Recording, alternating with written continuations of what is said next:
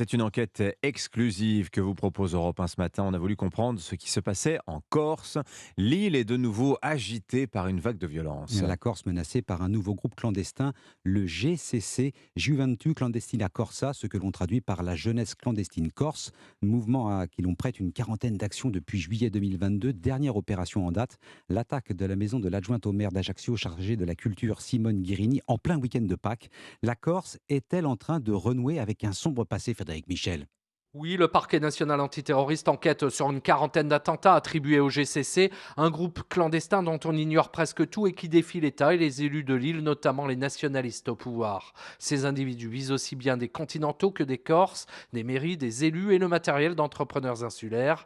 Le mode opératoire est toujours le même, la destruction et dégradation par le feu. Ils utilisent des hydrocarbures, pas d'explosifs, accréditant la thèse d'auteurs plutôt assez jeunes, sans formation militaire, à la différence de certains de leurs aînés du FLNC. Dans un communiqué adressé à Corse Matin, ils évoquent la langue corse, le trafic de drogue qui gangrène l'île et des usurpateurs qui se feraient passer pour eux. Sur les lieux de leurs attentats, ils écrivent colons et spéculateurs dehors. Si certains propos font écho au nationalisme corse, rien ne permet de relier le GCC à un quelconque mouvement nationaliste. Par ailleurs, depuis la mort d'Ivan Colonna, il y a un peu plus d'un an, le parquet national antiterroriste a été saisi d'une vingtaine d'autres faits non revendiqués ou signés par le FLNC. Frédéric Michel, correspondant d'Europe 1 dans la région, et vous pouvez retrouver l'intégralité de cette enquête sur le site et l'application Europe 1.